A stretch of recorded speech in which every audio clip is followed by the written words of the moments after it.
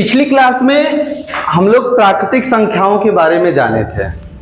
ठीक, प्राकृतिक संख्याएं एक से शुरू होती हैं अनंत तक। पहले तो 9 तक तो ठीक है, लेकिन जब शून्य का भी उसमें शामिल कर लिया गया, दहाई की संख्या आ गई, दहाई के बाद फिर 11, 12, 14, 20 ना, तो उसके आगे भी अनंत तक चली गई।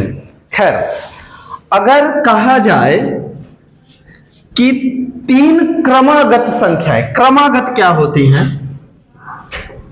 क्रमागत, ठीक है ना? क्रमागत, क्रम मतलब जानते हैं ना, किसी की बारी, हाँ, कि एक तरफ से किसी की बारी आ जाना, कहते हो भैया उसका क्रम था, उसकी बारी थी। ठीक, अगर क्रम से देखा जाए तो मान लीजिए ऐसे लोग बैठे हुए हैं, ये समझ लो कि ये लोग हैं, तो ये है A B C D E F G। तो अगर इस तरफ से हम क्रम देखें तो पहले कौन है? A, फिर C। अगर मान लीजिए हम कहें कि C से बताओ, A B से हमें कोई मतलब नहीं है, C के बाद क्रमागत बताओ, तो C के बाद कौन? इसके बाद तो कुछ ही इस तरह से हम कहें इनसे भी मतलब नहीं है, बताओ E से, E के बाद कौन है? तो कुछ इस तरह से ये क्रमागत इसको बोला जाता है। ठीक है ना? अच्छा, ऐसे ही संख्याओं का भी है, जैसे हम 1 2 3 4 5 6 7 8 9 इस तरीके से हम लिखते चले जाएं। हमने कहा कि 3 से, कौन सी संख्या? 3 से 3 क्रमागत संख्याएं बताइए। 6? अरे भाई, हमने क्या, पहले क्वेश्चन सुनो। 3 नंबर से, संख्या 3 से आगे 3 क्रमागत संख्याएं बताइए, तो कौन कौन से हो जाएंगे? 3 4 5। ये क्रमागत है, ठीक है ना? 3 4 और ये 3 से क्रमागत हैं। ऐसा नहीं कि 3 के बाद 7 ले लें 8 ले लें, तो बीच का ये छूट रहा है, क्रमागत ये नहीं हुआ। क्रमागत का मतलब 3 के बाद उसका एकदम जस्ट उत्तरवर्ती, ठीक है ना? और 4, जैसे 3 में 1 जोड़ेंगे तो कौन आएगा? और 4 में 1 जोड़ेंगे तो, ठीक है ना? तो ये क्रमागत हुआ। क्रमागत करने के लिए आप उसका उत्तरवर्ती बता सकते हैं कि ये इसका, मान लीजिए हमने कहा कि आप बताइए संख्या 19 से, किससे?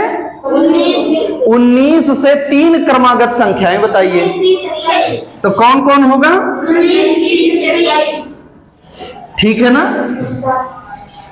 एक उपाय इसमें निकाला गया कि अगर 3 क्रमागत संख्याएं, ऐसी बात आती है जहां पर 2 क्रमागत संख्या दी गई हो, हम उसको मान लेते हैं कोई X है, कोई Y है और कोई Z है, बीच वाला कोई गायब है। जैसे अभी यहां पर हम किसको गायब कर दें? 20 को। 19, 20 और 21 था, ये 3 क्रमागत संख्याएं थी, कहां से? 19 से। लेकिन बीच का एक कौन गायब हो गया? 20। हमको नहीं पता कि 20 ही होगा या 21 होगा या 24 होगा या 18 होगा, ये हमें नहीं पता है, हमको जानकारी इसी की करना है। ठीक, अब इसकी जानकारी करने के लिए एक सूत्र बनाया गया कि अगर क्रमागत 3 क्रमागत संख्याएं दी गई हैं, कितनी? 3 क्रमागत संख्याएं दी गई हैं, उनका बीच का अगर गायब है तो हम क्या करेंगे? ये सूत्र है, मध्य की संख्या बराबर पहली संख्या, जरा गौर से देखिएगा, धन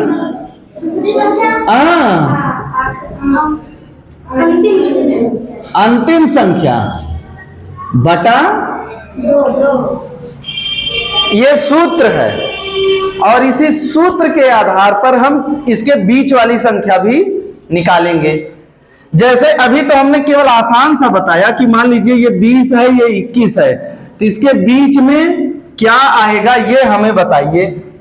तो 3 क्रमागत की बात हो रही है, लेकिन क्रमागत ध्यान रखिएगा, क्रमागत ऐसा होना चाहिए, क्रमागत क्रम से होना चाहिए। अच्छा, तो पहली संख्या हमने कहा कि 3 क्रमागत संख्याएं हैं, जिसकी पहली संख्या 19 है और अंतिम संख्या 21 है, तो उसकी बीच वाली संख्या ज्ञात करिए। यह प्रश्न होगा। प्रश्न समझ लो कैसे आएगा। बताएंगे कि 3 क्रमागत संख्याएं हैं। कितनी? 3 क्रमागत संख्याएं हैं, उसकी पहली संख्या ये है, अंतिम संख्या ये है, तो बीच वाली संख्या ज्ञात करो। ठीक है ना? तो अभी इसका प्रश्न कैसे बनेगा कि 3 क्रमागत संख्याएं हैं, जिसकी पहली संख्या 19 है, आखिरी संख्या 21 है, तो उसके बीच की संख्या ज्ञात करिए। तो हम पता है कि अगर 3 क्रमागत संख्याएं हैं और उसके मध्य की संख्या हमको ज्ञात करना है, तो क्या करेंगे? पहली संख्या धन, तो पहली संख्या क्या है? धन, अंतिम 21 और बटा, जरा इनको जोड़िए, क्योंकि ये पूरे का बटा 2 है, तो ये आराम से जुड़ जाएगा। कितना आ गया? ये आ गया 40 और बटा 2 कर दीजिए। 2 इक्के 2, 2 दूना 4 और 1 शून्य। कितना आ गया है भैया? तो इसका मतलब इसकी जगह क्या आएगा? आया? Yes sir. अभी मान लीजिए हमने कहा कि एक संख्या है इतना और दूसरी संख्या है इतना, इसके बीच की संख्या बताओ।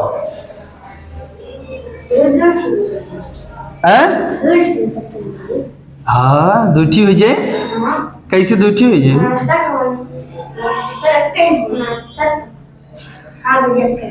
ओहो, तो यहां वाली संख्या हम क्या करेंगे तुरंत? बताइए बताइए फटाफट। पहली संख्या क्या करें? प्लस, ये बोलना है, फिर बटा, जरा इनको जोड़िए। पक्का? कितना आएगा? ऐसे जोड़ लीजिए, इकाई वाला इकाई से। यहाँ 0 और 8, ये मतलब 8 आया, और ये 7 और 6 13 आया। कितना आ गया? 138 और बटा, इनको भी काटना है। 2 इक्के 2 से कट गया। अब ये 2 से, ये 2 छक 12, 1 13, 1 यहां लगाएंगे तो ये 18 हो जाएगा। कितना आ गया? तो इसका मतलब यहां कितना आएगा? ठीक है ना? तो 3 क्रमागत संख्याएं अगर इस तरह से प्रश्न आता है तो उसके बीच की संख्या को हम निकाल सकते हैं। ठीक है ना? यह प्रश्न आपके प्रश्नावली में भी मिलेगा। 2A की प्रश्नावली में भी ये प्रश्न मिलेगा। ठीक, ये जल्दी से नोट कर लीजिए, फिर हम लोग चलते हैं दूसरे सवाल पर।